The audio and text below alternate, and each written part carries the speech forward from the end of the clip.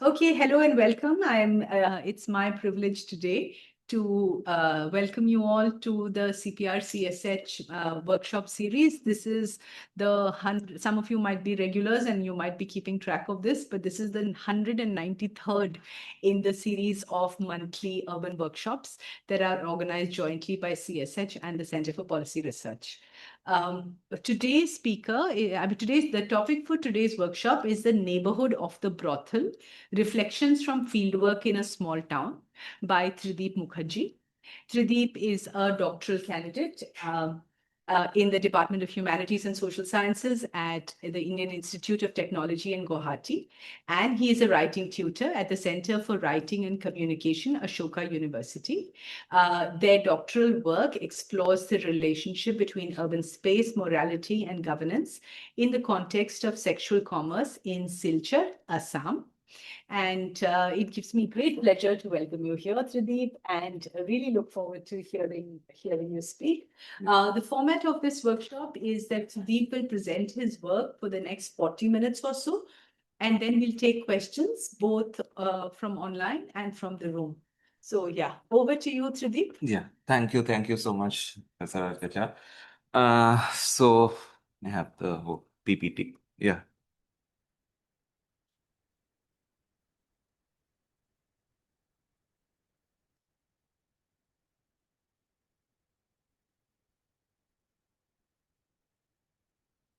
Yeah. Uh,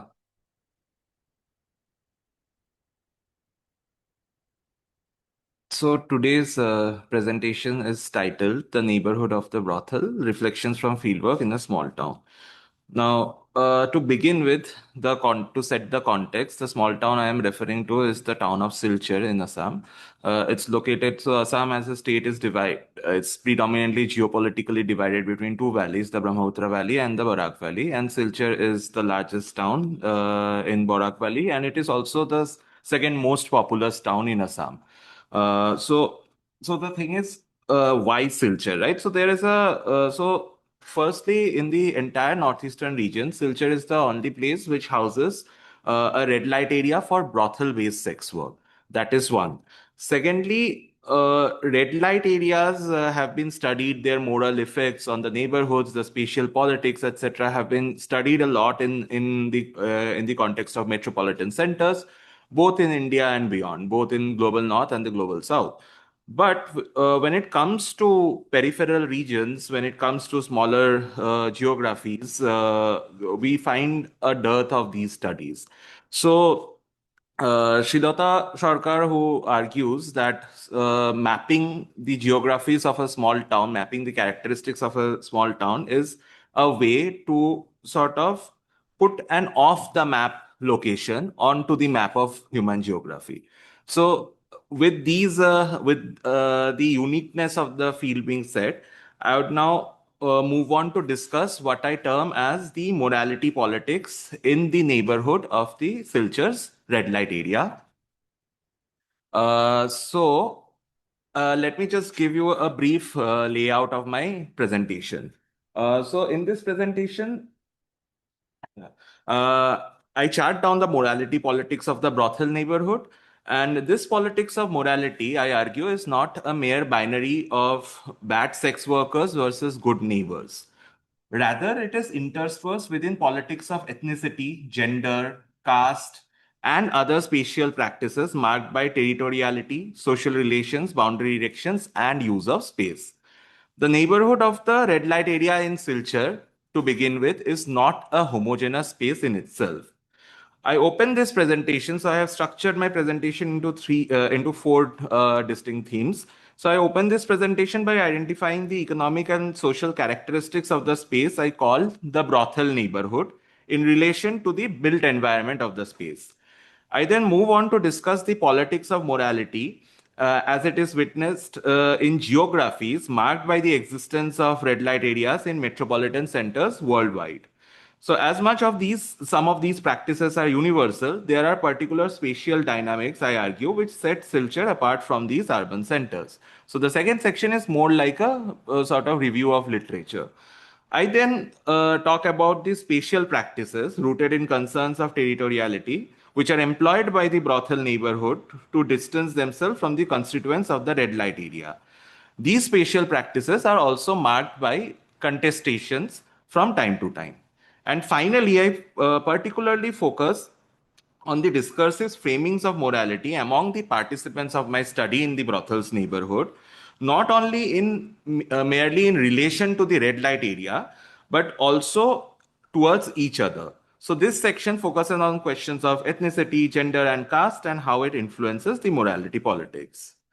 So, just to give you all a brief layout of my field, what I mean by brothel neighborhood.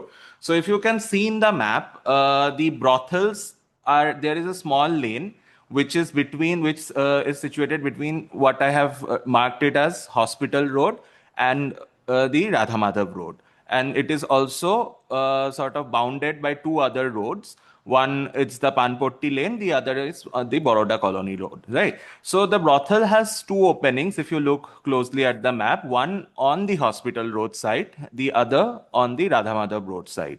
Now, this brothel is actually located in a bustling commercial center of the town, which the area is known as Premtola. It also has Silchar's only large shopping complex, which was established around 2011. And this shopping complex, it's interesting because it houses, even despite being a very small geography, it houses many popular brands these days, commercial brands, consumerist brands, which you will actually find in some of the larger metropolitan centers. So this mall also serves as a symbol of influx of national and global capital into the smaller urban centers, especially within the Northeast, especially after a decline of insurgency in the region. So again, in this area, there is a separate area which I have marked as the Kaguilong Naga colony.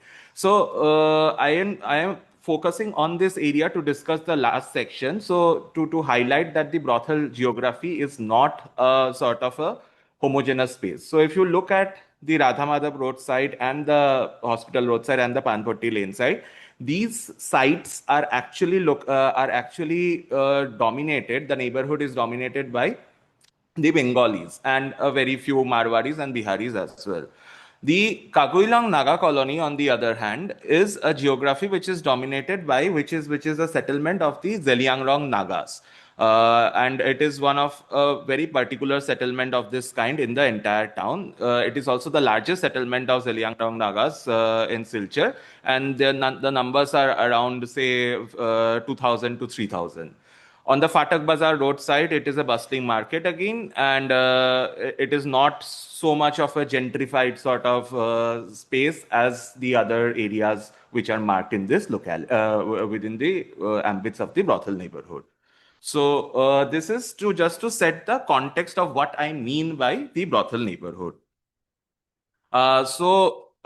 This picture is actually, it just reflects, it is the opening of the entrance of the brothel from the Radhamadhav road side. So if you look at the map, the brothel lane is located just right outside the gate of the Kaguilong Naga colony. So this picture has been taken from the standing on the gate of the colony, and if you see the bamboo fencing, that is actually a spatial sort of a marker which separates the brothel from its neighborhood.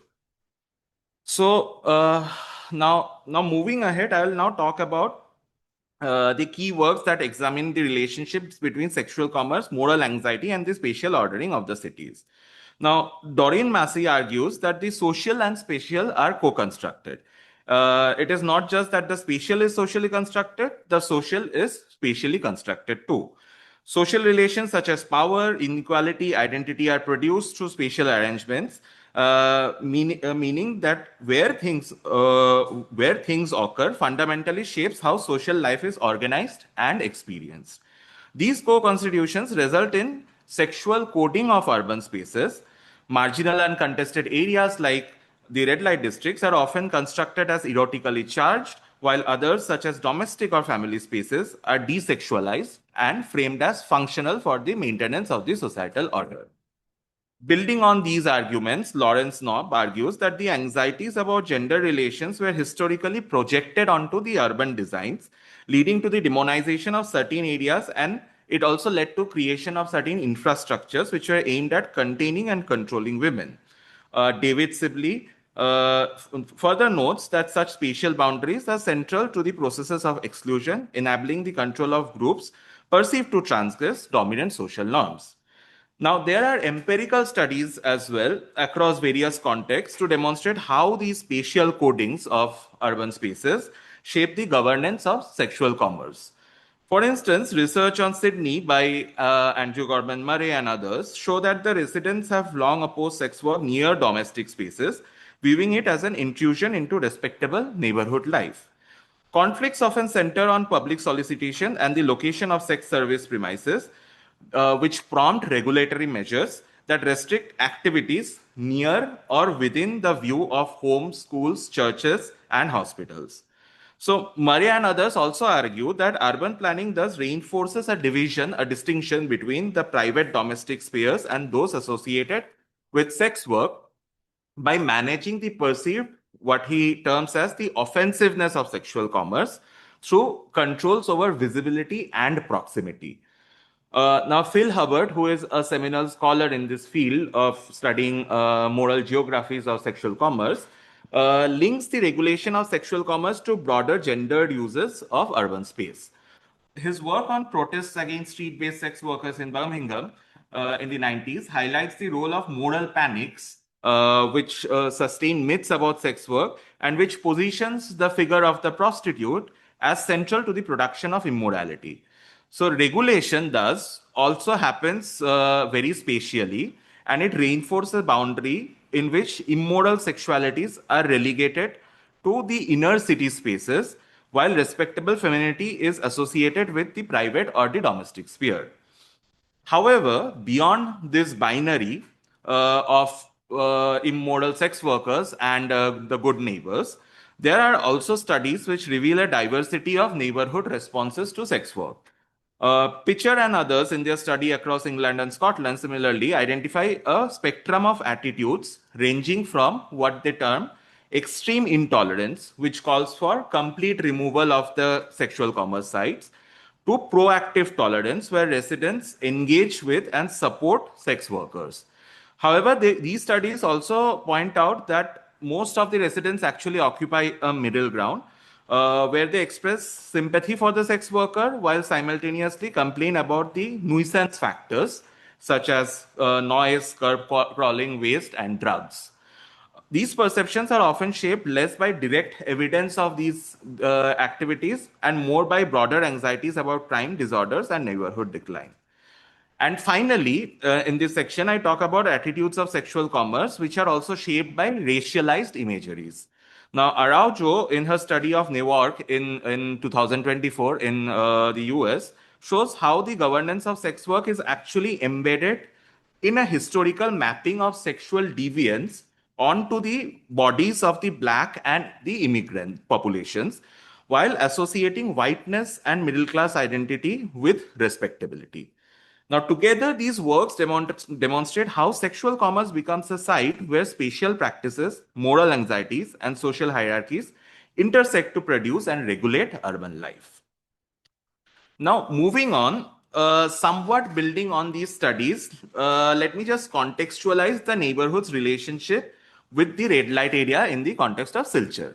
So, in this section, I focus on three themes. Now, these themes are based on what emerged from my prolonged interaction with my participants during my ethnographic fieldwork.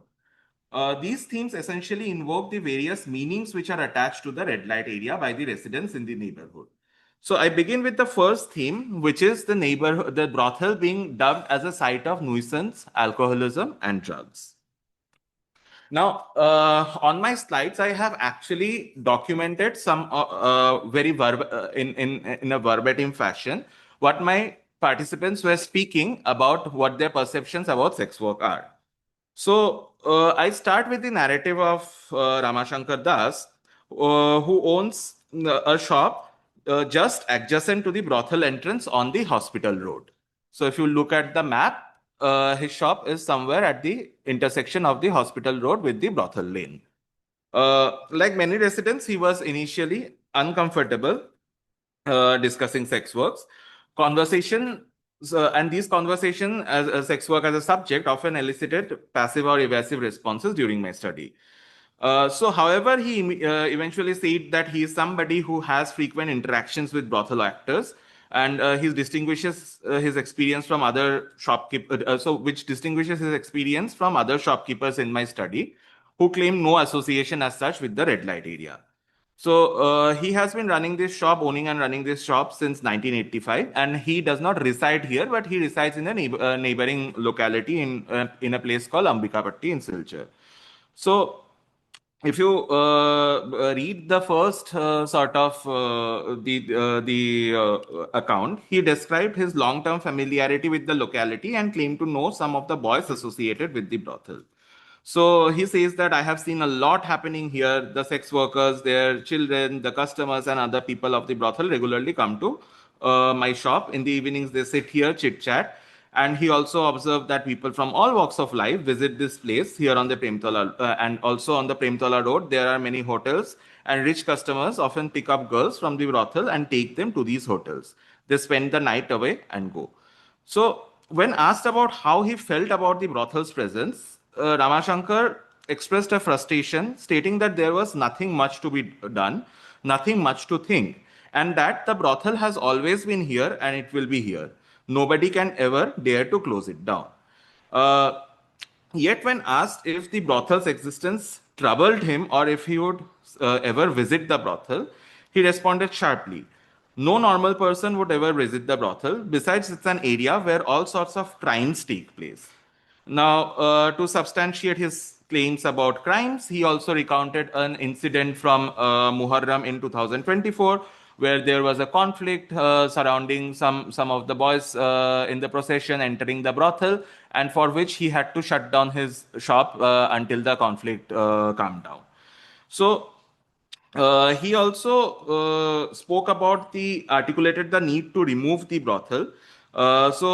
He spoke about repeated but unsuccessful attempts to shut the brothel down, attributing its presence to a nexus or chakranto of powerful interests.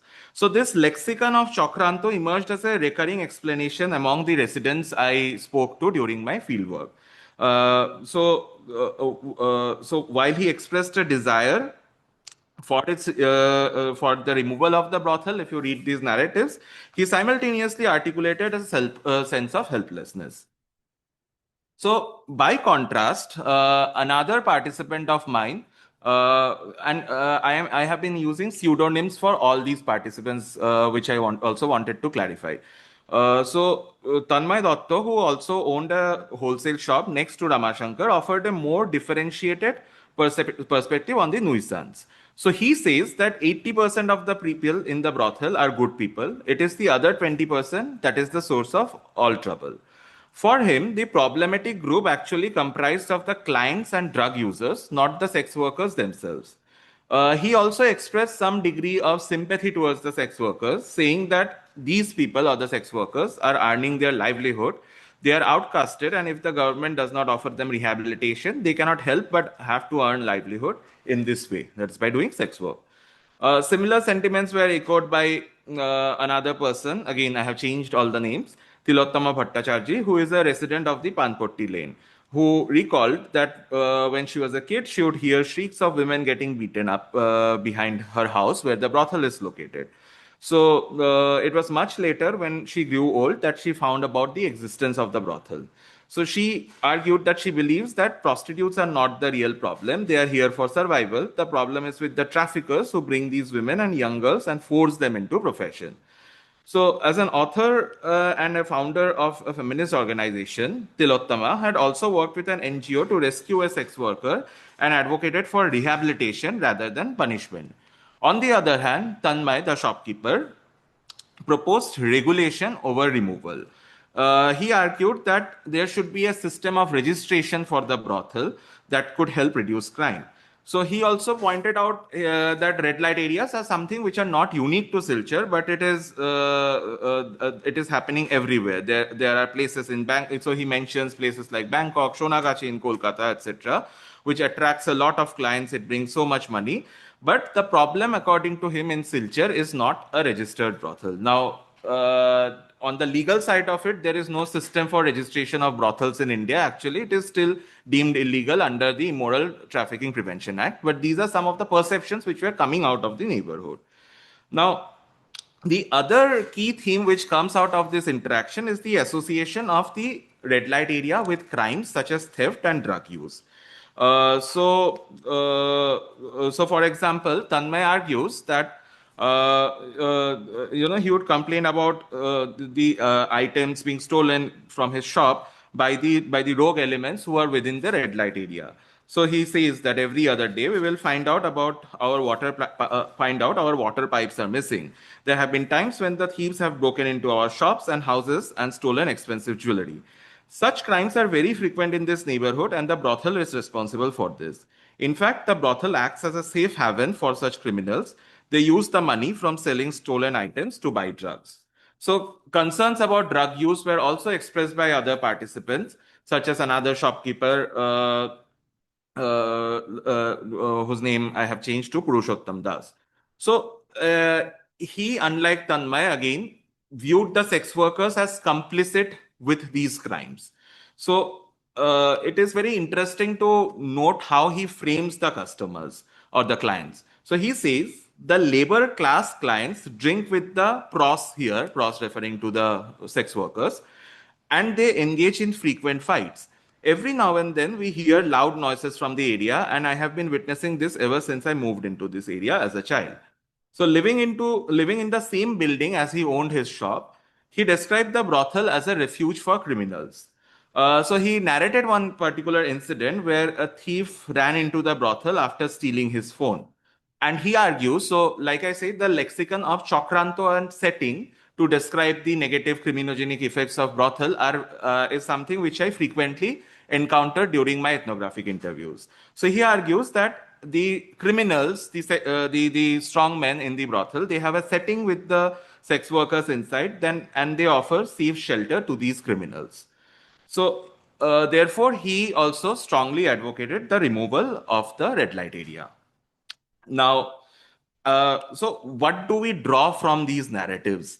So, arguments of the residents and shopkeepers in the vicinity of the brothel thus exemplify a heightened association of the red light area with criminogenic effects, particularly mediated by substances like drugs and alcohol. So, in this context, Lang and others argue that this is a broader pattern in framing notions about sex work, which is frequently problematized through citing a range of harms that is deemed to cause, with the client increasingly framed as a problematic figure in the discourse alongside the sex worker. Often more than the sex workers, it is the clients who are blamed as the troublemakers. So Phil Hubbard similarly argues that there is a general perception that sex premises create criminogenic effects in the neighborhood, with customers and sex workers alike accused of criminality. Such ascribed criminality may range from mundane acts like public urination to opportunist acts like drug dealing, theft, and also predatory acts of sexual violence. While such criminality is ascribed to other groups in an urban space too, such as unwanted land users who run betting shops, illegal liquor, and the urban poor, there is a considerable difference between such groups and sex premises, as sex premises heighten the specter of risks, including what he calls dread risks, which is risks which have crimes which have low probability but are also traumatic, such as sexual assault, child sexual abuse, etc. Thus, in neighborhoods of sex premises, stereotypes of sex consumers and sex workers as criminally disposed raises anxieties. Alongside these broader framings of sex work, substance use and crimes, there are specific kinds of clients who are blamed for this menace. The working class clients, framed through the lexicon of the labor class and the lower class, if you read these interviews, they are framed as a menace. So, like Ramashankar, Tanmay, Purushottam, and Shamayak, I encountered similar framings by many other residents and shopkeepers about mischievous clients' associations with their working class status during my fieldwork.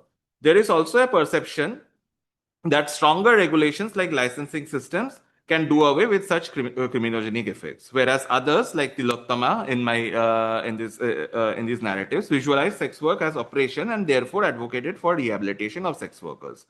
So, for Tilottama, therefore, crime is not an effect of the profession, but the very existence of the profession was laden with criminality. A view which is also in the public discourse is also shared by the abolitionist feminists. However, most other actors just wanted the eviction of the red light area in itself. Now, from here on, I move on to another theme, which is boundary making and frustration with law enforcement authorities. So I often ask to my participants in the brothel's neighborhood that what about the police and the district officials? Don't they act on such crimes? Don't they want to help you? So in response, again coming back to the lexicons, so I often encountered the recurring use of the lexicons of Chokranto and setting. Now, Chokranto loosely translates into nexus was invoked to describe what participants perceived as a collusive network between criminal elements, law enforcement, and powerful actors in Silchar that ensured the continuance of the red light area. In this context, Tonmoy, for example, remarked, the police are mostly involved in such crimes. The brothel he described is a political game where police, politicians, and other actors regularly exchange hands for money. During my interactions, I also found that several neighbors expressed deep frustration with law enforcement authorities and the district administration, often recounting repeated but unsuccessful attempts to dislodge the brothel through formal channels.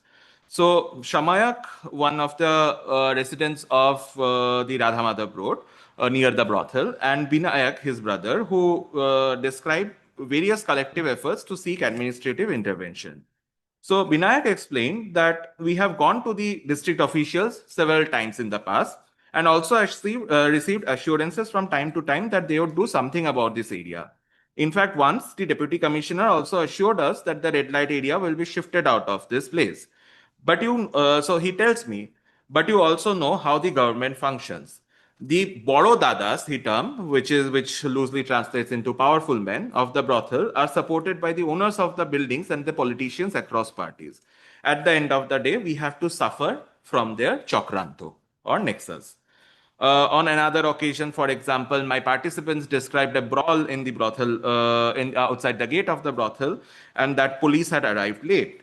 And one of my participants, again name change, Raghu Rongmai, said that the police is actually arrived late to the scene because they are hands in gloves with the strongman of the brothel, Mahesh Pal, name changed. He is a disgusting man and he benefits from the red light area and bribes everyone, starting from the police and the politicians.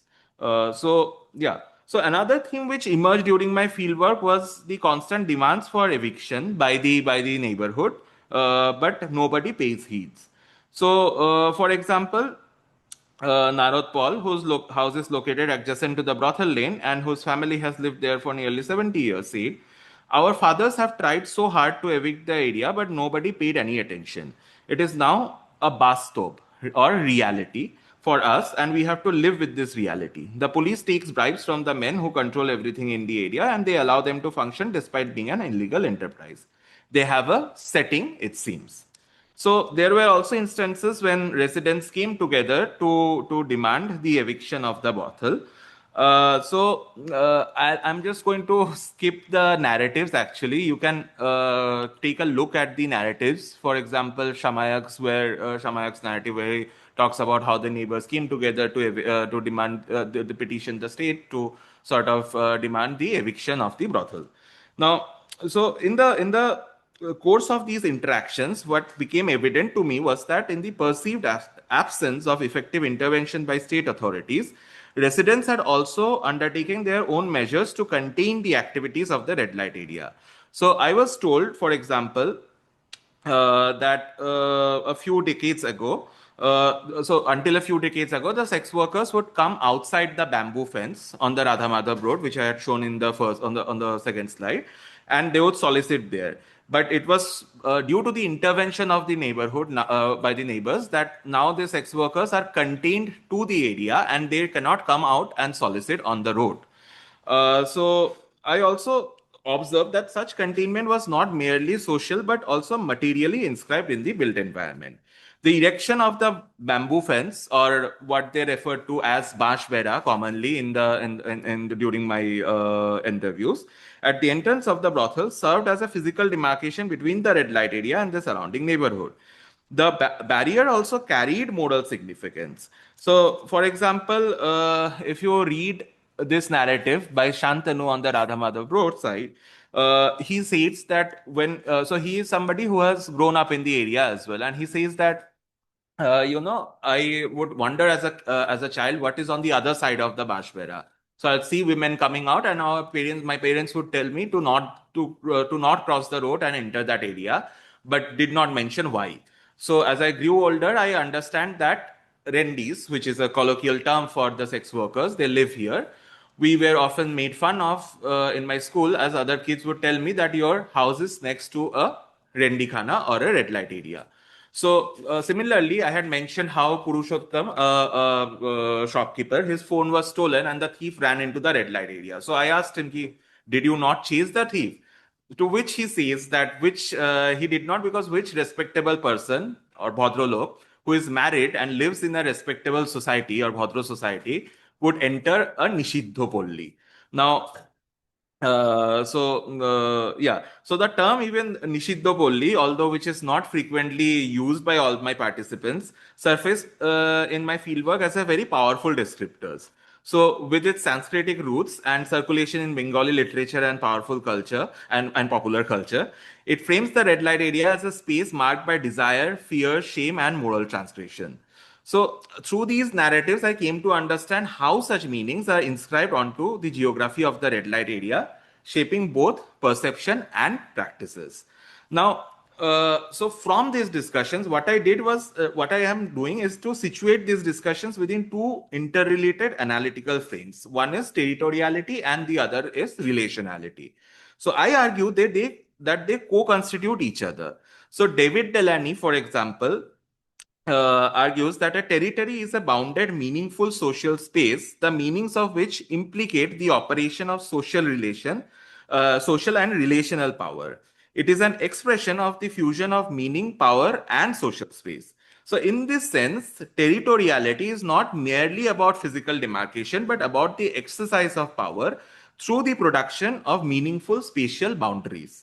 Extending this work to sex work, Lang and others show that how practices such as boundary making, containment, and the removal of sex workers and clients from visible urban spaces constitute forms of territorial governance. Now, these practices, David Sibley argues in his seminal work in 1995, reflect a deeper impulse to purify the social body by excluding the disordered other, therefore reinforcing dominant norms through spatial segregation. So, in my fieldwork, these territorial practices were evident both materially and discursively. So, the erection of bamboo fencing, for example, functioned as a spatial intervention that sought to contain the red light area within a bounded zone. However, this boundary was not merely infrastructural, it was also a moral boundary. By restricting the sex workers from soliciting outside the fence and limiting their access to community roads, residents effectively inscribed distinctions between licit and illicit spaces. These interventions reveal how territory becomes a site where what David Delaney frames as meaning, power, and social space converge, and it therefore reifies moral boundaries through everyday practices. At the same time, the expectation that law enforcement would maintain these boundaries by preventing brawls from spilling over into residential area further underscores the territorial nature of this governance. At the same time, territorial practices are also deeply embedded with relationality. So Delaney also argues that territories are always relationally constituted, forming ensembles or mosaics that differentiate social space not just physically, but through the inscription of meanings, rules, and hierarchies. So, in this sense, the boundary around the red light area does not simply separate spaces, it actively produces social distinctions between the respectable self and the immoral other. So, these dynamics were particularly visible in the narratives of moral distancing. So, for example, when Shantanu recounts, so if you read the sort of these narratives, I think I have included here. So Shantanu says that once he entered the red light area out of curiosity, but he says that he did not do anything there. So these narratives, or when Purushottam frames the brothel as Nishiddha Polli, as a respect, and that as a respectable person he would never enter, such statements also reflect attempts to maintain moral distance even in moments of spatial proximity. Now, these narratives are also shaped by dominant gender ideologies where masculine respectability is tied to social restraint. So, Annie George, in one of her work among the working class men in Mumbai, uses this concept of honorable masculinity to and its reinvention to argue that masculinity is not only about controlling women's sexuality but also about regulating men's own conduct through community expectations. So similar logics were evident during my fieldwork as well. So many participants emphasized that they had never and would ever enter the red light area because they were bhalo manush or good men. The trope of being married was frequently invoked as a marker of moral sort of purity and self control, reinforcing the idea that sexual restraint is central to respectable or honorable masculinity. The red light area was constructed as an erotic space where such restraint is constantly suspended, making this distance necessary to preserve the honor of the family. So this distance was also sort of encapsulated by the idiom of lodja or shame, where entering the brothel was imagined as bringing dishonor not just to the individual but to their family within a bhadra samaj or a respectable society.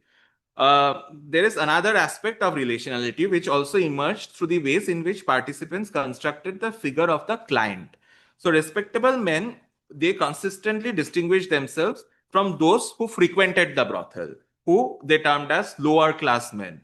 Or there was another binary which they used, which is the native versus the outsider. So they said that it is the outsiders from Silchar who are mostly using the space, but not so much the people of Silchar or the people within the neighborhood of the brothel.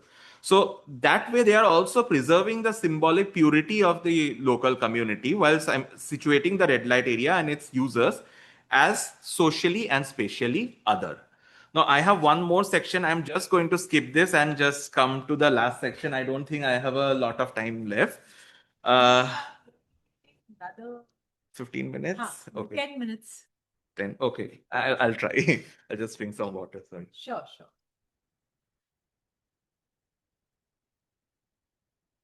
Okay. So I'm just skipping this section. Now, in this section, I talk about this section of my reflections is actually based on my sort of ethnographic insights into the community of the Zeliangrong Nagas, whose settlement, the Kaguilong Naga colony, is located in the proximity of the red light area. So, if you look at this is so the Kaguilang Naga colony. It was marked there on the map. This has 4 gates, and it is one of the gates of the Kaguilang Naga colony. This is on the Fatok Bajar side of the area of the neighborhood. So I begin with the argument that the neighborhood surrounding the Silchars red light area is far from homogeneous. So and this spatially segregated Zeliangrong Naga settlement, the Kagoilang Naga colony, actually is one of the most significant markers of this heterogeneity. So I turned to this locality to complicate questions of morality, respectability, territoriality, and relationality that emerge in the broader narratives. So while there is a clear distinction between those associated with the red light area and those living outside it, these distinctions are not neutral. I argue they are mediated through layered ideas about caste, ethnicity, and historical memory. My engagement in this particular locality, the Kaguilang Naga colony, is involved conversations with community elders, particularly Kobi Rongmei and Bamkam Kabui, as well as women from this settlement. So these two individuals, the community elders, were also were also the ones who were sort of the heads of a civil society organization called the Kaguilang Development Society. So I'll come to that. So Silchar, as a Bengali majority town, is marked by a public sphere dominated by the upper caste Bengali groups, even as it contains very small linguistic and ethnic minorities, including the Zeliangrong Nagas who are settling here, who settle here, are one such minority. So historical accounts, such as the local historians, their works, for example, Silchar Poroshaba Itibrito, accounts, they suggest that these Zeliangrong Nagas were brought to Silchar in the early 20th century as sanitation workers under the municipal administration. So this history actually continues to shape their contemporary perception among the Bengalis, who where the Brahminical ideologies of purity, pollution, and untouchability are frequently invoked. However, the Zeliangrong Naga community contests this narrative and they trace their presence in Silchar to an earlier period of migration from the Bhuban Hills in the late 1880s. So, even if you look at this gate, there is the year mentioned, 1880. So there is also other attempts at memorialization where the Kagoilang Naga settlement is actually imagined as a customary village or a Nagapunji with its own system of village chieftains and headmen, and they have a village council, although it is not it's a not statutory or recognized body by the administration because Silchar is not a sixth schedule area as other parts of the Northeast is. Right. So now, so these, so okay. So the entanglement of ethnicity with stigma becomes particularly visible in the way the red light area is often referred to as Nagapotti. So this is interesting because I should have mentioned this earlier as well. So there are various. There is no one name for the red light area of Silchar. Some refer to it as Radha Madhav Road brothel. Some refer to it as Panpotti brothel. Some also use a more sort of very sexual in Indo-Latin term called the Choddo number, which is like a breakdown of two Bengali Hindi terms, Chod and Do. And many participants told me that is a name that is a referent for red light areas in the region itself. But then also there is a large number of participants that if you talk to the people in the town, they would immediately identify the red light area as Nagapotti, referring to the Naga colony, which is located just outside the gate of the brothel. So during during my fieldwork, I found that this nomenclature collapses the distinction between the brothel and the Naga settlement, even when the participants themselves are aware of the fact that the members of the residents of the Zeliangrong Naga settlement are not a part of sexual commerce. So if you look at these narratives, you see a sort of a intersection of upper caste morality, Brahminical ideologies, and also of say prescriptions against pork and alcohol. And all these anxieties are so these are Bengali respondents, so Prachipal and Atano Das. So they sort of frame the Nagas as in a very negative. They portray the Nagas in a very negative light. So so one of these framings is also rooted in the liquor trade. Because the community, the settlement, the members of the settlement also used to trade in country liquor at one point of time. So, yeah. Uh, Once again, I'm just trying to like, yeah. Yeah. So some of my Bengali participants of my study, they told me that the Nagas earlier, the Zeliangrong Nagas, outside the gates of the community would sell country liquor to the sex workers and their clients. So that also became an important referent point for immorality among the Bengali residents of the town. Uh, so during my interaction with the Zeliangrong elders, I encountered a very different narrative. So they acknowledge that liquor trade may have existed in the past, but they also emphasize that it had been discontinued decades ago as a part of a conscious effort to avoid stigma and assert respectability. Community leaders also described how increasing levels of education, generational change, and collective decisions had led to a withdrawal from practices such as alcohol trade and even a reduction in pork consumption. So, at an empirical level, public health literature often establishes a strong link between alcohol consumption and sex work, highlighting its role in shaping risky sexual behavior, vulnerability to violence, and health outcomes such as HIV transmission. However, what becomes important here in this context is not the empirical complexity of alcohol use, but its social meaning. Now, alcohol, when it is associated with sex work, it becomes a powerful symbol that contributes to moral typecasting of both spaces and communities.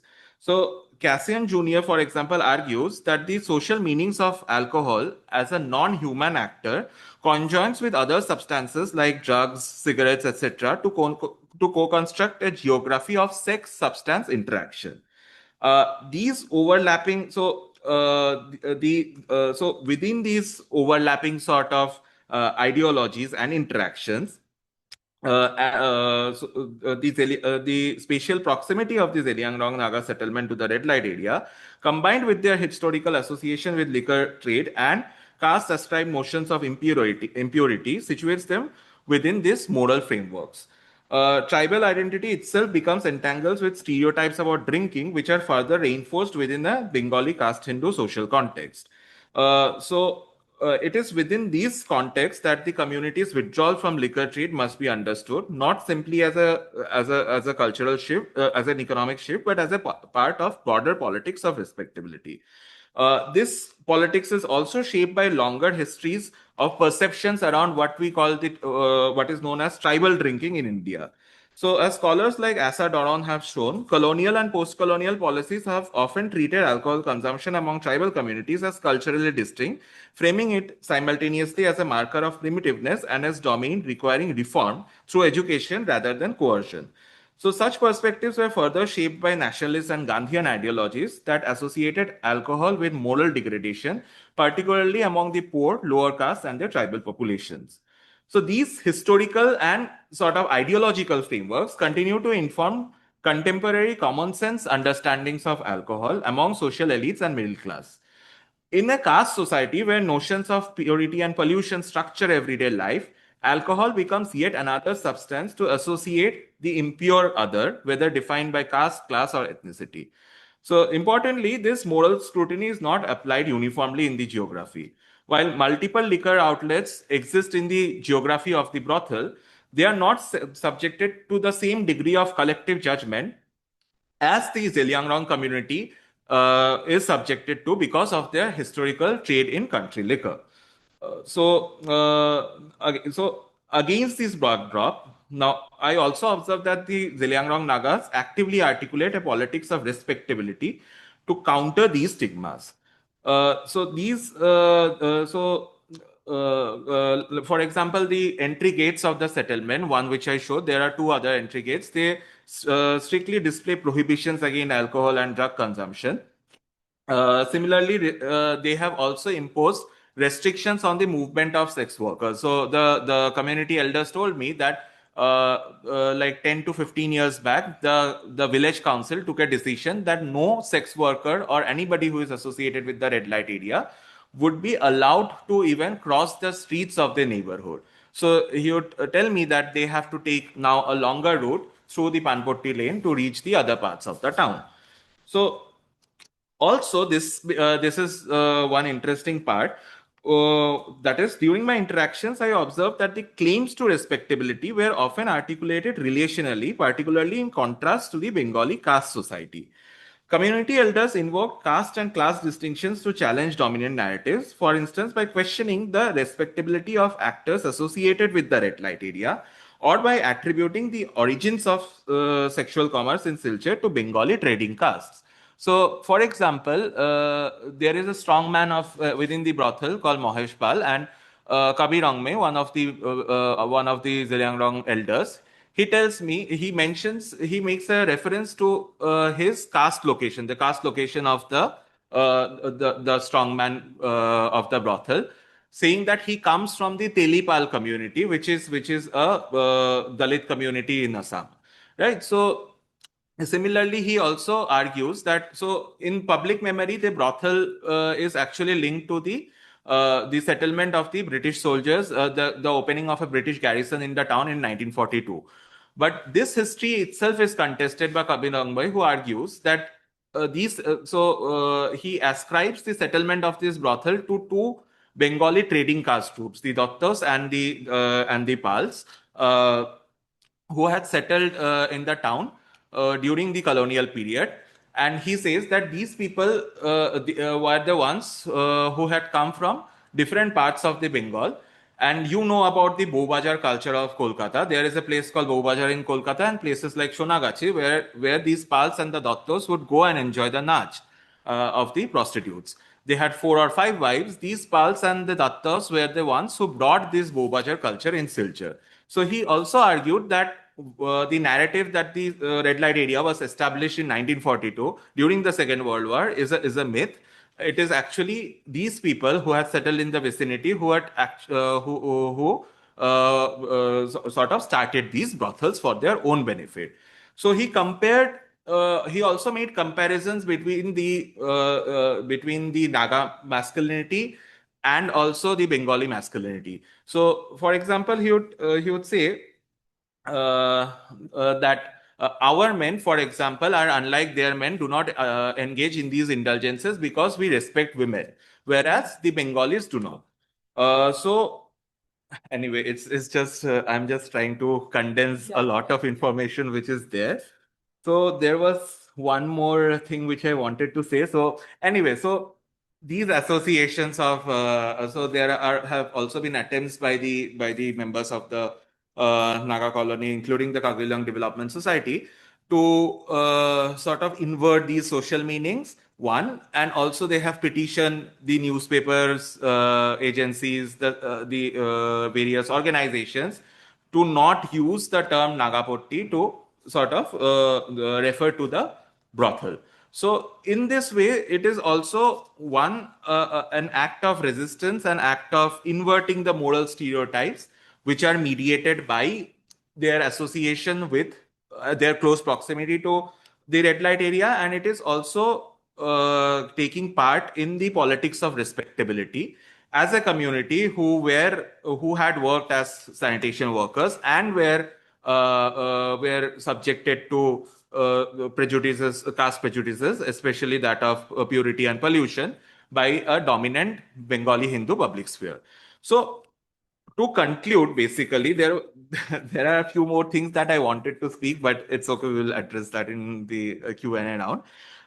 So to conclude, therefore, what I argue is that the crux of this argument is that of this presentation is that the morality politics within between the red light area and the neighborhood of the brothels of the red light areas is not simply a binary between the respectable neighbors and the immoral sex workers. So there are a lot of diverse ways in which these framings are done in relation to caste, in relation to ethnicity, in relation to class, in relation to substances like drug use, alcohol consumption, etc.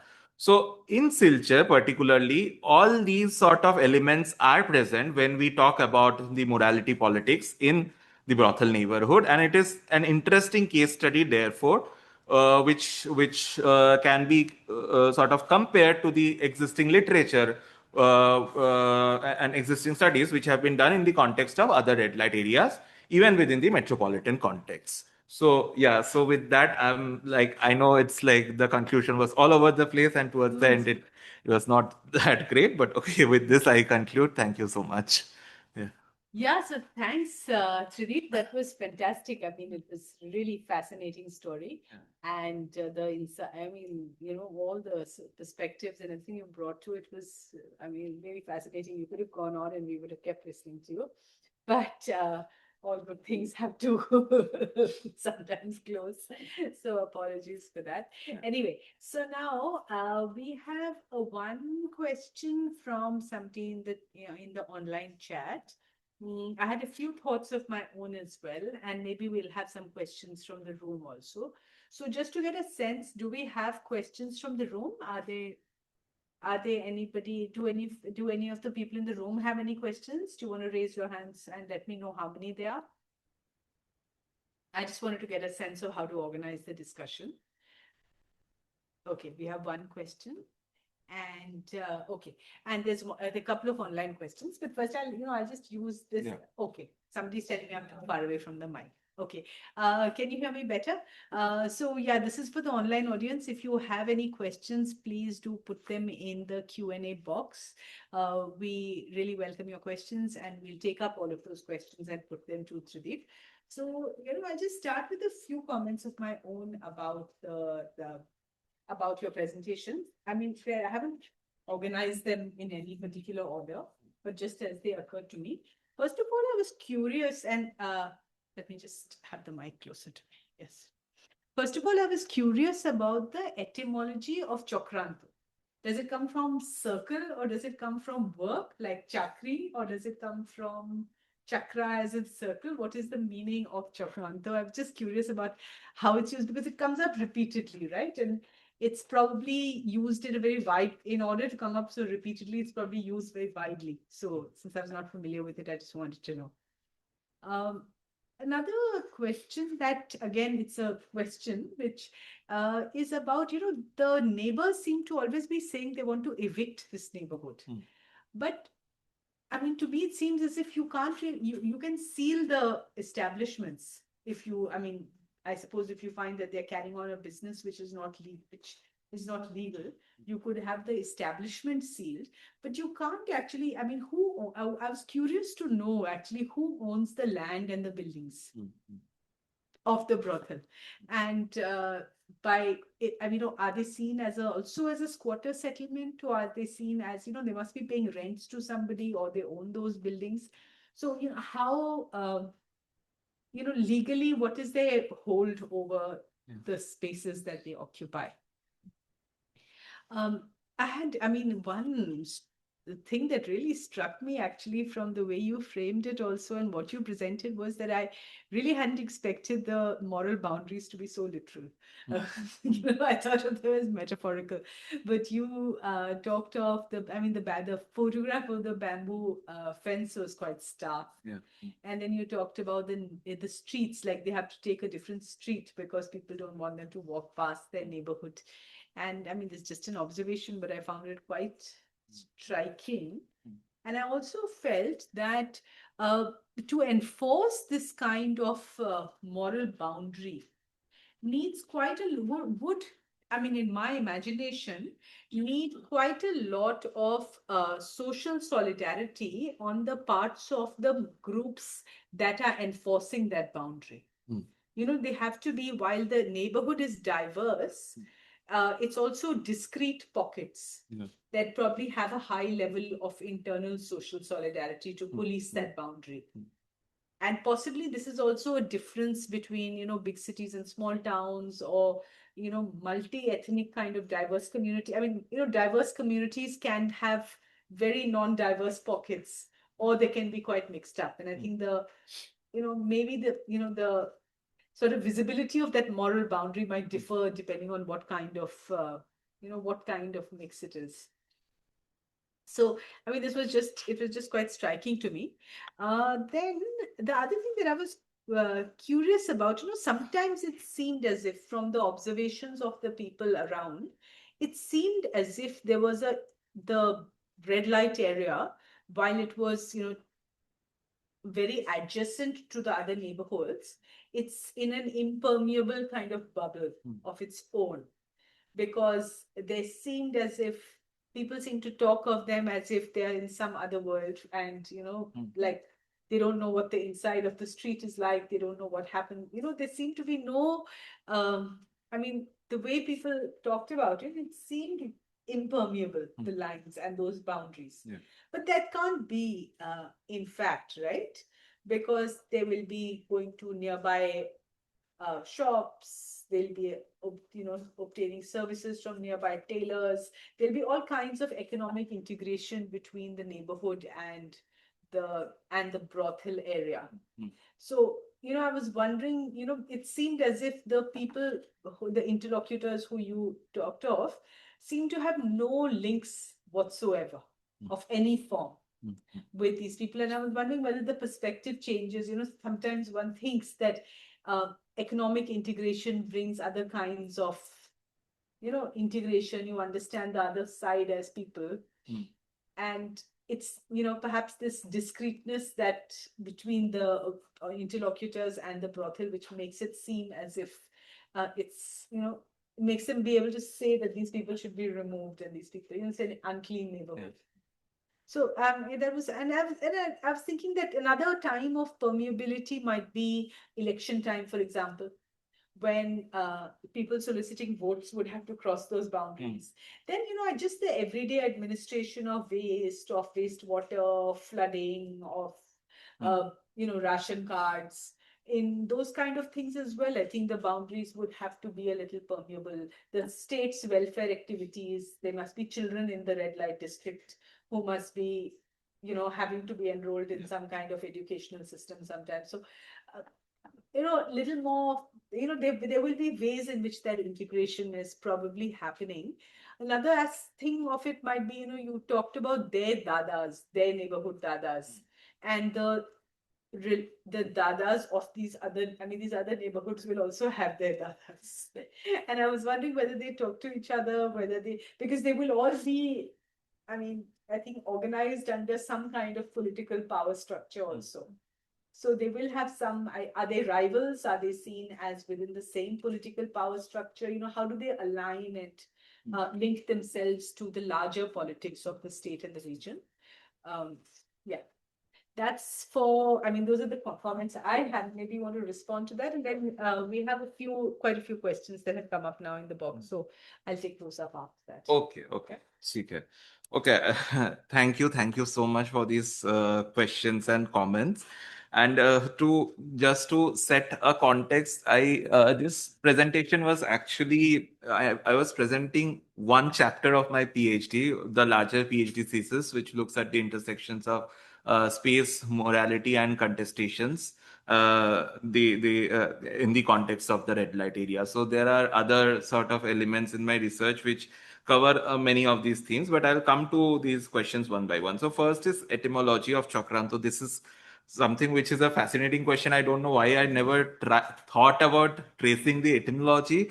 I have sort of understood it in terms of the implied meaning as a nexus.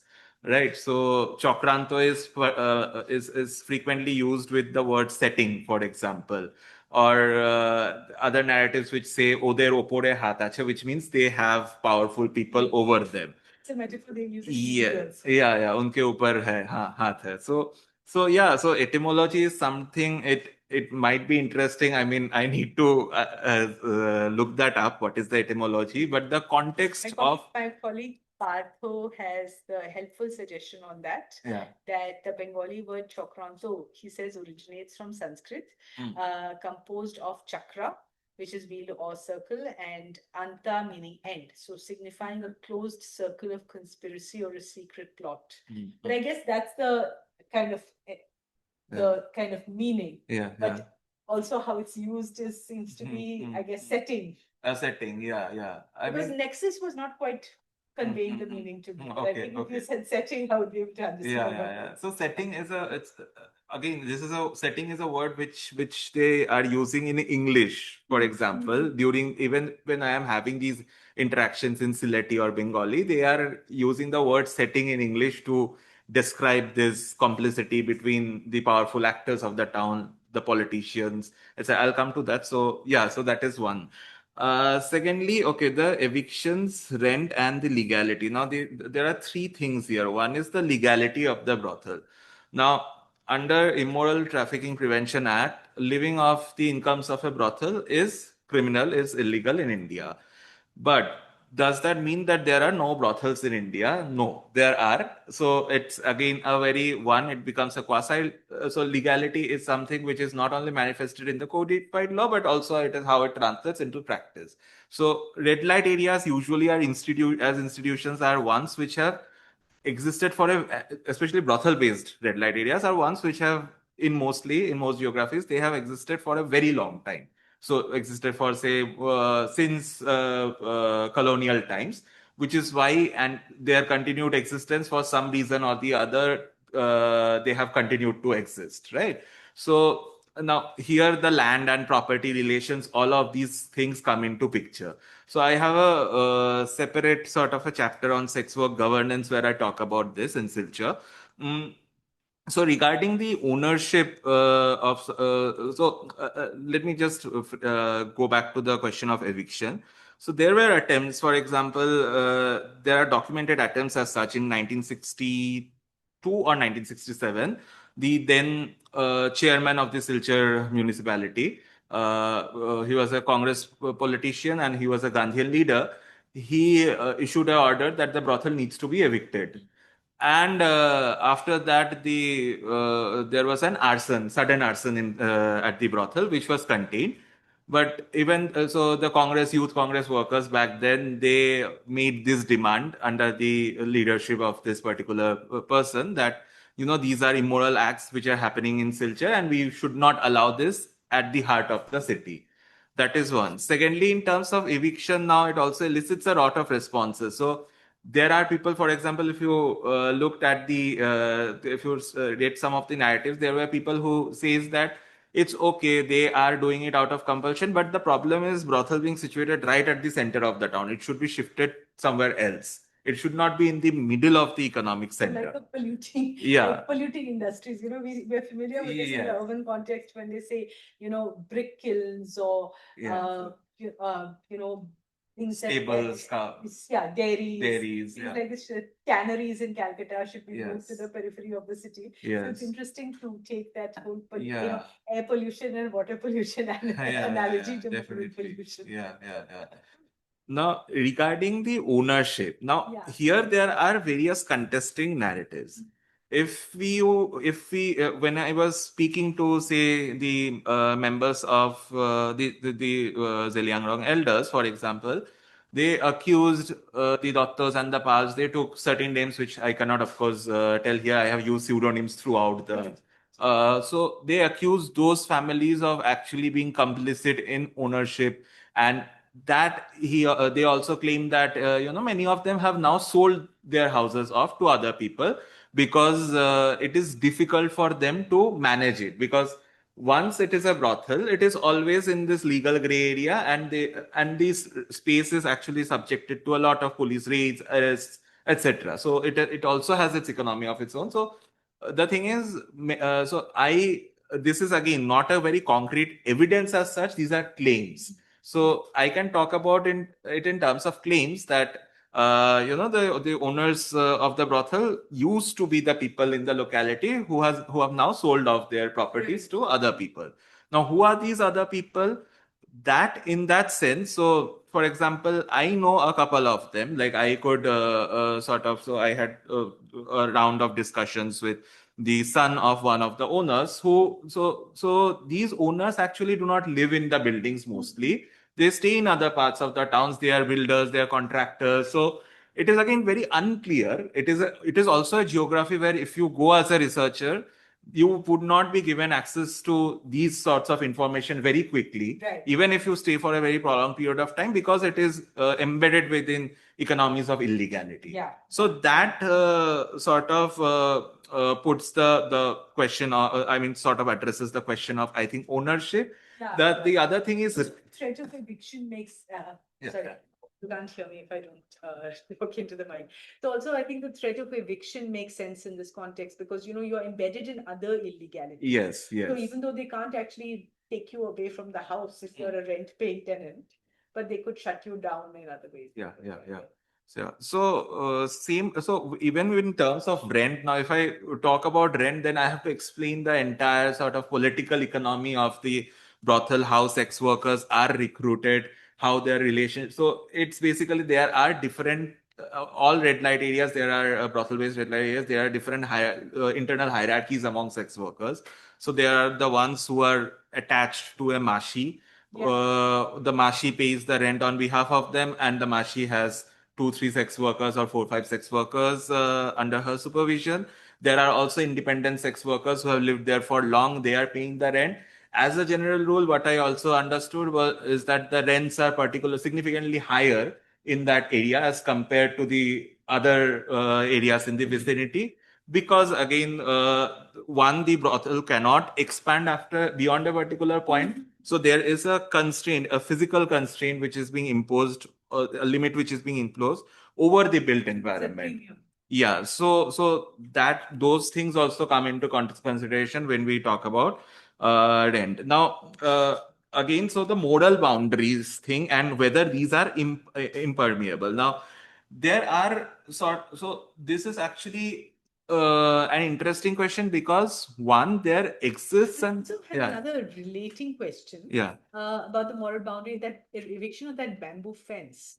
I mean, while the bamboo fence looked very stark, another way to think of it is that it creates a different kind of space. You know, there's the busyness of the street. And Yes. here's another street, you know, space that it creates, which would be a quieter street in some ways because it won't be a thoroughfare. Yeah.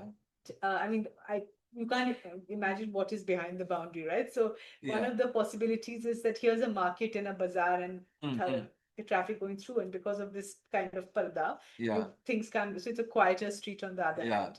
So, It but that would is not the case. It would also help the brothel's business, right? Because people aren't shy of being on that street because they can't be seen by people outside. So I'm wondering how that parda is, or that bamboo fence is also viewed. Yeah. So again, like transgression, if you talk about the neighbors, they would like prescribe against its transgression, like you do not cross over to the other side. But your assumption is absolutely correct. There is a very bustling market inside, which sort of invariably caters to the small population of sex workers and the other actors who are, including the clients who are coming to the red light area.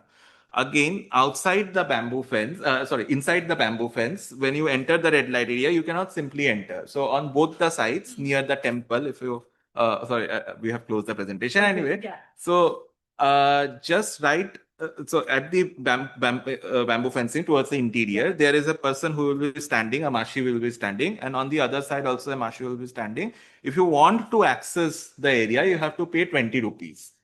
So this was, so again, it is also, so where does that money go? Of course, it is a very complicated question. Nobody would answer that. There are various kind of presumptions which are made by even people inside inside the red light area. I had spoken to certain, shopkeepers, the basically the non-sex work class within the brothel. For example, the shopkeepers who are there. Right? That is one. But at the same time, it is not an impermeable bubble. Why I would say that? Because when I was speaking to, I actually could not contain all of these narratives within this short duration of this presentation. I'll just give the narrative of one particular person who sort of who's a cart puller at Halawala, and who lives on outside the brothel neighborhood. So who lives in the neighborhood but outside the red light area. So he has regular transactions with the shopkeepers inside and also with the other actors inside, right? So his perceptions are also starkly different. So he says that no, they are not troublemaker people. They are good people only. It is okay. They are just doing their business. I mean, there is nothing called right or wrong within this profession. So those kind of perceptions were also there. But at the same time, now the one you asked about the economic and the economic integration. Now there might political integration. I'm coming to that actually. I deal with that in different chapters actually. So the economic integration there is. So it is not that the sex workers do not come out of the area. They do. There are floating populations of mashis of sex workers as well, for example. So there is economic integration. Cultural integration is somewhere where the thing becomes much more nuanced. So to what extent are you going to talk to a sex worker if you are a shopkeeper? For example, this person I had mentioned in the beginning of my presentation, Ramasankar. He says that customers, clients, sex workers, other actors, they all regularly they frequent his shop because it is located right outside, and they chit chat, etc. But so he's the only person who is acknowledging this. Maybe in front of an interviewer, they would refrain from saying this because there is also a relationship of morality which is mediating my relationship with my interlocutor's relationship. So even those kinds of consideration, I have detailed them down within within this chapter as well. So which of course could not come up during the presentation. An interesting thing now, the political integration. So I have done extensive sort of interactions with politicians from three political parties. One is the CPIM, the other is BJP, and the third is Congress. So with Congress, I met the the former councillor. It is the area comes under Ward number 10, and also the district president of Indian National Congress.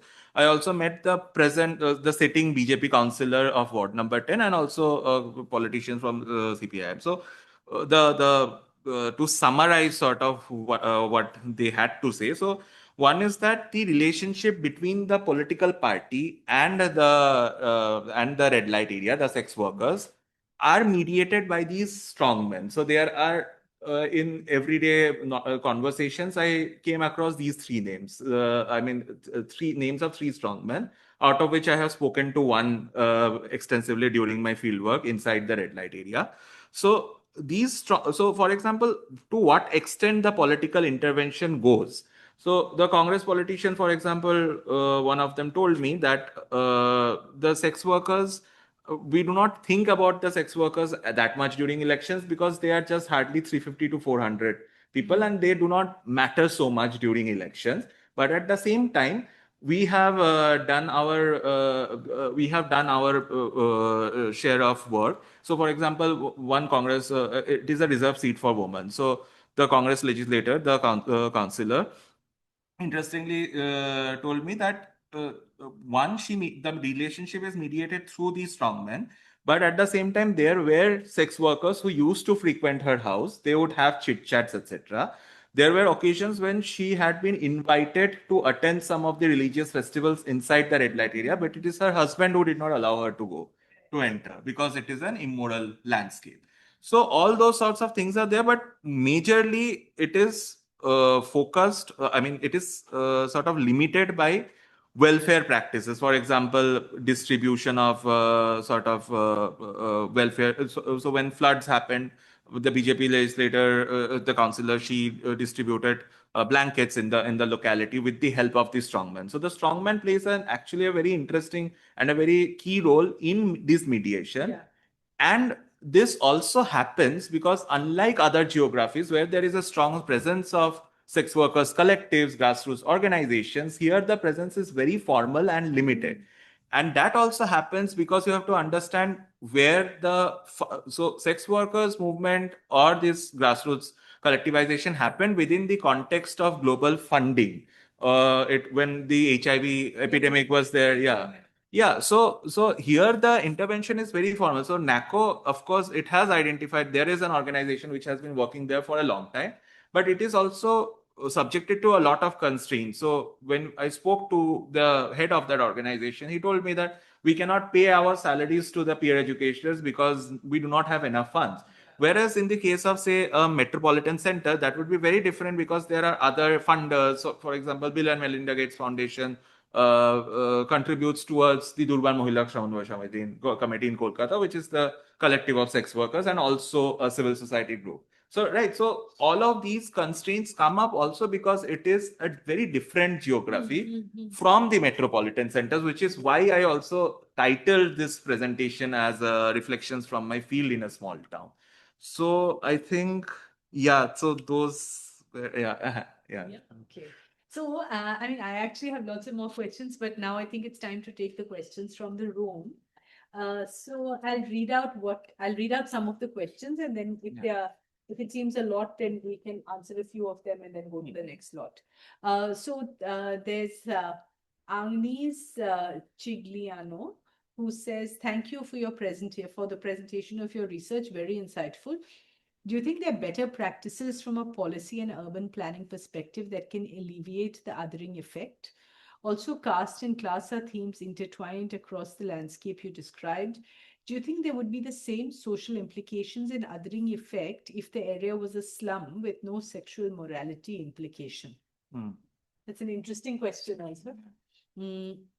Then there's another attendee who wants to know, in terms of money flow into the area, how do the sex workers contribute to the economy of Silchar? If you could explain a bit. And also, in terms of crime, did you check with the relevant police station how the crime scene in terms of FIRs registered over the years? Hmm. Then there are a few other questions as well. Maybe I'll just read them all out. There are other cities where Rajneesh Rastogi says there are other cities where there are brothels in the middle of a city, like Lamington Road in Mumbai, etc. Do the similar perceptions persist in these areas? What does the literature review say? And I think this was the question I had about, your answer to that will also be with, the thing about the solidarities of the other neighbors. Right. Yes. Because in a metropolitan city, that might be a little different. Right. Then there is Kiran, who says, "Hi, Mr. TM. This is Mr. Kiran from Andhra Pradesh. Thank you for this very informative presentation. My question is there any possibility of curbing the expansion of prostitution by providing financial assistance through banks modeled after SHG framework?" And then there's a last question of somebody who says they missed the beginning. I understand there are no other locations in Silchar. Is that correct? Not even informal. What is the client profile of this location? Is there is there a profile that includes a lot of people coming from other places? Is the client profile different in other locations? And if there are any, do people relate to them in similar ways? Okay. So in whatever order you want to take up these questions. Sure. Okay. Okay, I might not be able to answer all the questions because there are also limitations to my study. Yeah. There are, yeah. So, okay, I'll just take in different orders. I guess I'll start with crimes, FIRs, and the police. Uh, this is an area where I could not get access to the archival materials, the FIRs as such. All I could accomplish was interviews with the officer in charge of the Shodor police station, Silchar Shodor police station, which is the neighboring police station, and also the superintendent of police of the district of Kachar. So, in those interactions, what I found, the police also offered a very sanitized, especially the OC, offered a very sanitized narrative. So he said that sex work, prostitution per se is not illegal, and this area, I'll just summarize, this area has existed for a very long time. Of course, there are fights which happen, brawls which happen. There were a few cases of trafficking, but other than that, we just treat it like any other area and we govern it. This is the crux of the conversation that I had with the officer in charge. If you ask me about the FIRs, so there have been seminal cases. For example, the last, I think, sort of very popularized case of rescue operation happened in the brothel around 2011 or 12 when two or three, I think five women from Nepal were trafficked into the red light area, and they sort of and there were so they were there was a Nepali NGO who got involved, and there was a group of local lawyers who fought that case.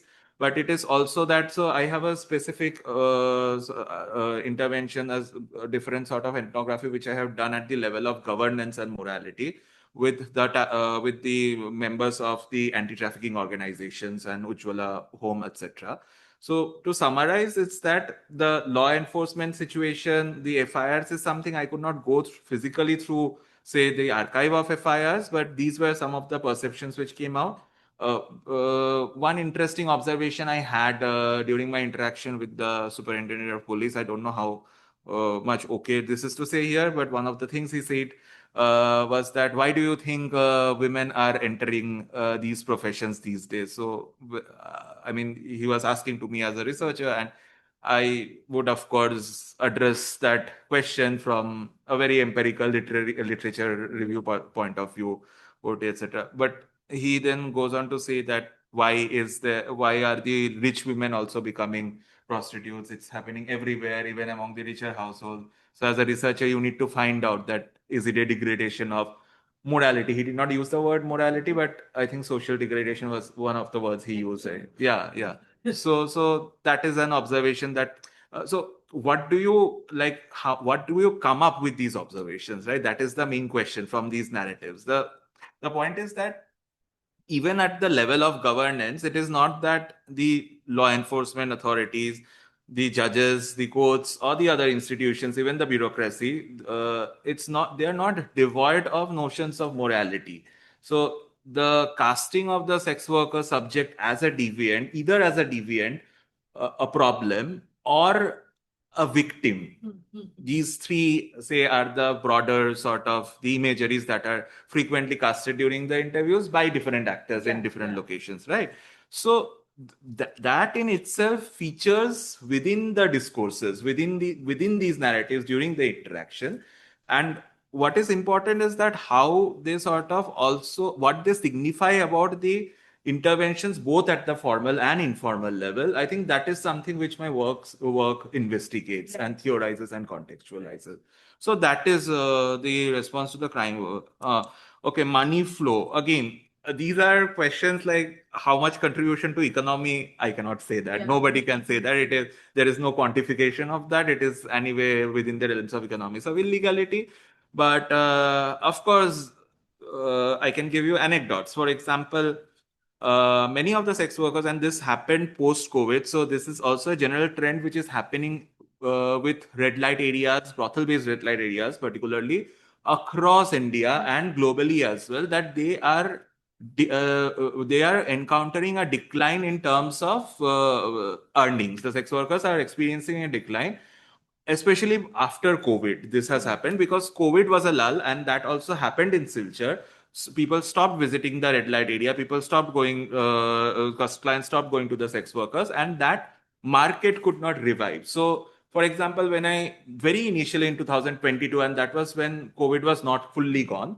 So a sex worker, for example, told me that they used to earn more before, but now people prefer going to because of COVID, there is this social distancing thing, and also people prefer discrete locations like spas, etc. So this idea also that even in small towns, there are these other sort of commercial establishments, sexual commerce establishment, which are opening up in the form of home-based sex work, whether it's in the form of spas, salons, etc. It's also something very significant, and and that how it is also shaping the demand and supply side of the geography. So maybe I would explore this maybe in later, not in PhD, because I cannot. I mean, right now I'm. Yeah, yeah. So that is there. But it's interesting to, I mean, the disaggregation, like the gig economy. Yeah. There are all these, I mean, it's also, I suppose there's gig-based sex work now. Yes, yes, yes. So online platforms, for example, Grinder, the two trans sex workers I spoke to, a trans woman and a trans man. I mean, the point of my point of contact was using apps like Grinder, for example. I use that to get access to their narratives, right? So even that has emerged as a popular form. So there are various other forms, and somebody also asked if this is the only place where sex work occurs in Silchar. Actually, no. So there are other geographies as well in the town. So you have a combination of home-based sex work. You have street-based sex work as well. There is a particular flyover in the town under which occasionally street-based sex work happens. At railway stations, particularly, there are trans women who are who constitute the majority of the sex worker, and that happens in the Silchar railway station side. So that is there. So even the NACO intervention, the Assam State AIDS Control Society interventions, is actually divided. So there is a different separate organization for brothel-based sex work in Kachar. There is another organization which actually works with home-based sex workers and street-based sex workers. So this is not the only geography where sexual commerce is happening in Silchar. That is one. But Of course, for this presentation, I'm focusing on this geography and the neighborhood. I have not investigated the neighborhood of these other spaces. So, of course, so that is there. What was the other question?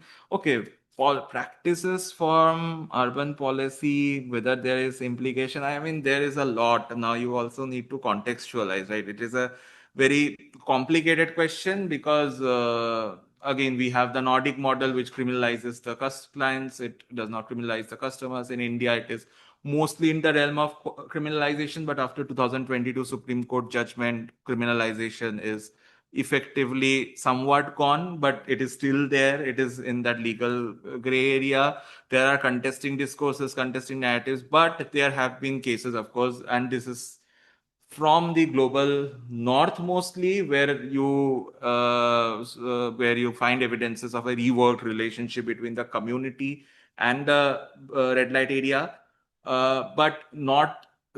I'm not saying that this is completely absent in the sexual commerce geographies in India. No, there are ways in which, for example, in Shonagachi, and it is actually much. I was curious about that. There's a difference you said between the metropolitan centers, which are better linked to like the NACO type intervention, which sort of approached it. There was a clear line they made, right? We're not going to take the moral judgment position. Yes. We're not also going to look at it as that abject welfare, Trafficking, yeah. and we're also not going to look at this abject kind of welfare model. So there was a kind of reformulation of the narrative that I think happened in the 90s. Yeah.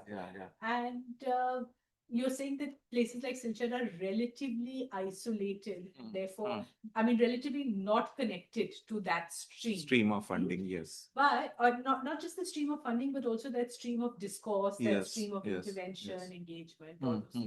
Is that actually like something you would see as a recommendation? Like, is that a better way? Are there better outcomes in metropolitan centers? Yeah, definitely. I mean, collectivization has. These people being disconnected from those networks, does this adversely affect them? It does. So, I mean, I spent around 4 months in doing my fieldwork in Shonagachi red light area, working with Durbar. And it is a very historic, I mean, very nicely documented exercise. I mean, a project like the Shonagachi project, which began in 1993. It led to the empowerment of sex workers. Sex workers are leading forums. The political parties are involved. Everybody is involved. They have their own financial institutions.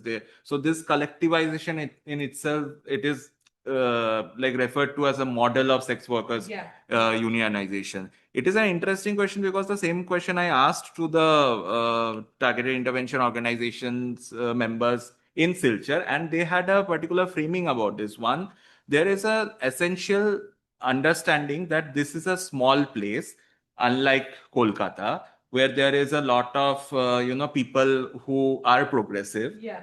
So that understanding is there. Secondly, so that is at a discursive level, that nothing happens here because nobody is concerned about things like this. There are other ways in which these discourses are framed. For example, it is framed in say in relation to what are the major issues of the town. Where is the civil society more what is the civil society more occupied in? It is questions of language and linguistic politics and assertion. So all of these narratives actually come up, and I mean, physically, if you look at the space, if you look at the plight of the sex workers, it is drastically different from a geography like Shonagachi, where there are so many levels of protection, where there are extensive networks of peer educators, etc. So, yeah, that definitely did not happen here. So, one particular author, Prabha Koteswaran, who has worked in this area, when I Oh, acha. So when I had presented my different sort of findings about a red light area before at a workshop chaired by her, she almost immediately said that the situation in Silchar looks like how it is Shonagachi from the 90s. Yeah. So that is also there. It's again, so these things are all interconnected, which is why the seminality of the space is sort of, I am amplifying that in my research. Yeah, so I think, yeah. So, I mean, this is really interesting, actually. This last Yeah. point. I mean, it's also like a vindication of the social movements and sort of policy directions that that have been taken in a sense, which haven't reached Silchar. But that you think it might. I mean, it's a loss that it's not reached Silchar. Also, one more thing, unionization. This is I don't think the organizations themselves necessarily see. I mean, the organizations that funded that work in Sonagachi would see, necessarily see their impact in the same way. No, they don't. It is actually connected to the broader mandates of UN and like these The coalitions. intention Yeah, is yeah, to yeah, maintain. yeah.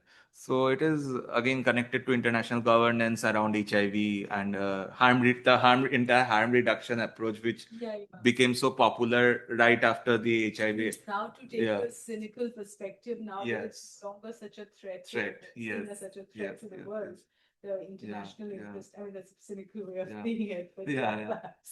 So Swati Shah, which is why she writes that this medicalization actually helped the sex workers because those funds and those know-how of the social workers could be used by the sex workers to organize themselves or to ask questions from a rights-based paradigm. So that is also one of the effects of that funding and all of those global discourses, which almost did not happen here. So that is Cool. This is really interesting. Thank you so much. We'll wind up here now. We are out of time also. So we did have one last question, but I think you kind of answered it. Does the drop in clients post-COVID indicate that the client base has significant migrant component? I don't think so, right? You're saying it's like a change in the market structure in a way. Yeah, I mean, also I cannot answer the question without an empirical sort of data to. Whatever you said seemed to indicate that there's a change in market structure. So it is mostly because of changes in market structure, not so much, I think, migration or whether I mean, the perception is that most people who visit here are migrants, are people who are coming from outside for work or for business purposes. But at the same time, whether that is the actual constitution of the constituency of the clients, it's something I cannot directly. So it's more about what it speaks. That is, I think, something which I more would be interested in rather than. I mean, otherwise I'll have to carry a questionnaire and interview schedule and ask you, where are you from? Are you from Silchar? And then I would not respond. Yeah, sure. Okay, thanks. Yeah, I have a question. Yes, of course. Yeah, so my question is about displacement. So a lot of these brothels and like neighborhoods that are populated by Hijra communities have historically been displaced and relocated. But as the city has grown, they have come back into the center of the city. This is something that is both state mandated and sometimes caused by negative sentiments by neighbors, and this is something you expressed in your presentation also, that the neighbors are expressing negative sentiments and that they want them to move out of the city. And I want to ask if this particular brothel has historically been displaced and relocated, if you have any answers. No, not really. So there are contested histories, but there is the most of the, I mean, 1963, from 1963 till this date, it has existed. That is for sure, because the arson is one of the documented incidents. It is something which is reported in the newspapers. Whether before that there was displacement, what is the history? Now, I have done a considerable amount of archival work in looking through files in the Kachar district record room. Unfortunately, I could not find anything which pertained to the brothel. So official maps do not write that, do not indicate there is brothel. You start from official. I have seen official maps from 1920s, 30s, 40s up to 70s or 80s. Nowhere the brothel is not indicated as a distinct geographical marker. Right. So other than that, I mean, document. I just want to add here, because I was doing some research on the Hijra community in Old Delhi. So I ended up talking to a lot of neighbors, and we were just trying to locate again, since they are erased on official maps, we were trying to locate where they were historically. So a lot of neighbors have memories about their existence and how they have moved. So that kind of helped me map where they are placed. So I just was wondering if something like that happened in your research. So that way, my participants would tell me that স্বাধীনতার আগের থেকে আছে. They have been here before independence. Now, when exactly before independence? Some would say, most of them would agree that the brothel has been in existence since 1942. Say during the second. Now that is, again, it can also be a popular narrative. There, interestingly, there is not a single piece of literature from Borak Valley which mentions about the brothel except for one, which is called the Silchar Korcha. I have asked around public intellectuals, etc. So that book also mentions the year 1942.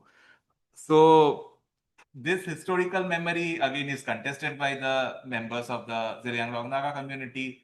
They are saying that it has existed from much before. Their elders have told them that the brothel has existed much before 1942, and they was actually settled by trading caste groups who had settled in Silchar.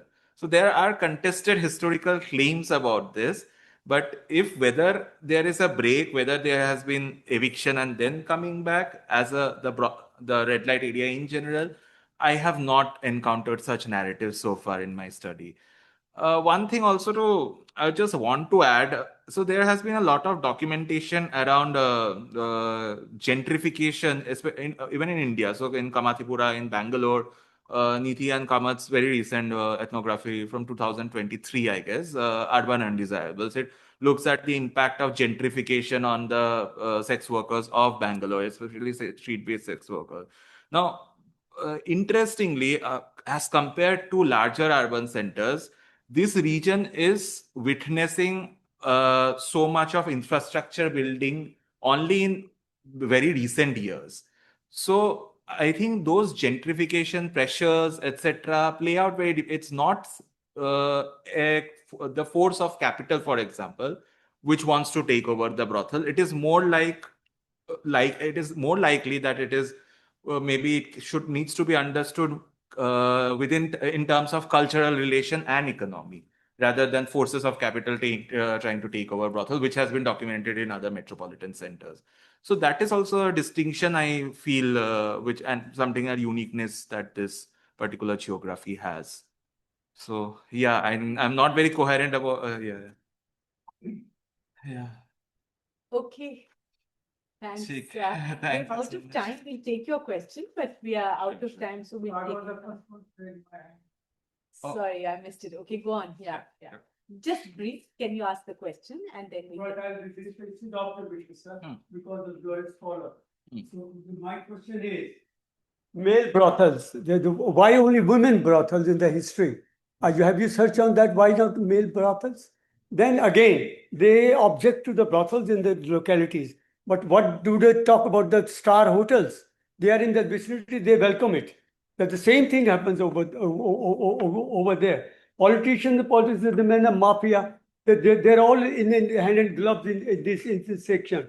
The society is a patriarch. The root cause is our society is a patriarchal society. It's a matriarchal society. And it continues to be so. So the male dominates. Whenever they are caught, men are never punished. Men are never sent to jail. The girls are sent to jails. Girls are persecuted, where the visitor is not persecuted. Again, a male society. The question is, what's wrong with the natural act? But then there is now the government has allowed what you call this living together. What you call living together? You can have one girl today, and you shunt her that you can have the next day. It is permitted. It is permitted, right? There's so many questions. Ma'am wouldn't allow me to elaborate on this. I can go. Then there's a question of legalizing it, the thing. The Supreme Court has legalized it. The prostitution is legalized by the Supreme Court, mind you. They say you cannot prosecute or arrest a person on this ground. This is over there. But you can't have other place. But where would they go then? This is a missing link. Again, the question is, what is wrong with it? Why don't you streamline it as they've done in Europe? Then there was a question from the audience over there about the commercial side of it, एक रात में इस दुनिया में कई million का trade होता है। कुछ कंट्री उस पर टैक्स लेती हैं, जर्मनी टैक्स लेता है और नीदरलैंड टैक्स लेता है, दूसरे कंट्रीज पर टैक्स लेते हैं, और उनको रजिस्ट्रेशन मिलने से उनको जब नंबर मिल जाएगा तो उनको, जब आपने लीगलाइज कर दिया, नंबर मिल जाएगा तो उनको कोई प्रोसिक्यूट नहीं कर सकता। और हर फ्लैट में, हर घर में ये सब कुछ हो रहा है, कॉलोनिज्म में हो रहा है, you know it is happening. तो where is the land, where is the thing, where are ethics? It's not an ethical question. It's a natural need. It's essential for the man. It is streamlined in the society. Thank you. Yeah, thank you, sir. Thank you for your observations. If there's anything you'd like to respond to, but then we can't take much more because we're out of time. So then it's close. I mean, there are a lot of things which has been said, starting. There's a lot more to say. Yeah, I mean, where do we start? So whether male brothels and women brothels, that brings to the broader debates around sex work, Yeah. whether it should be regarded as work or whether it is an extension of violence against women. I think it is. I mean, there is a There's very strong positions. yeah, there are very strong positions. Abolition is, you spoke about regulations, but then regulation itself has its own share of problem where certain kinds of sex work are allowed to exist while others are not. So only, for example, if you look at Amsterdam, sex work is allowed, or places like other countries which have legalized prostitution, not decriminalized. So there is this decriminalization, there is legalization. Legalization creates its own system of licensing of brothels, demarcating areas where sex work can take place. What essentially happens that it harms the sex workers in the long run, because then sex workers who cannot be a part of those networks of those geographies, they are the ones who are going to be persecuted. So this is the problem with the legalization frame paradigm. What sex workers collectives historically, globally, they have been sort of demanding for is the idea of decriminalization, that you do not criminalize the sex workers in whatever context sex work is happening. It is as simple as that. Of course, there is the abolitionist position, which also has its own layers. There are Marxist feminists who have their own logics about abolitionism, which will be different from say a religious person or the church with their logic of abolitionism. So that is there. Secondly, why prostitution exists? Is it an ethical question? Is it essential for man? It's an outlet of the association with virility. I think it is more linked to the performance of masculinity than framing it as natural or essential to men. It is, of course, a dominant condition that within the societies today, it is the men who are mostly accessing the sexual commerce geographies as clients, whereas so it is, of course, connected to patriarchy, but to naturalize it and frame it in terms of virility is something I think can be problematic. But having said that, this naturalization of men's virility has been used as a strategy of resistance by the sex worker. For example, if you go to Shonagachi, the sex workers will say that they are social workers. They're doing a service to the society because they are stopping rapes from happening to other women. Because men, when they have too many sexual urges, they can just come to a sex worker rather than going and raping another woman. So they are a social worker. So this is also a claim-making process, a process of gaining legitimacy. But definitely the question of sex work and its relation to gender ideology. So so if in an utopian space, maybe sex work might not exist if gender does not exist. It is one answer that I can. Policy liberalization, sir. Radical liberalization is needed in a society. This is what I want to say. Yeah. Thanks so much, Tridip. That was Yeah. excellent and super interesting work. Thank you. Wish you all the best to it. Thank you so much. So yeah, I think we can close for now. Thank you. Yeah.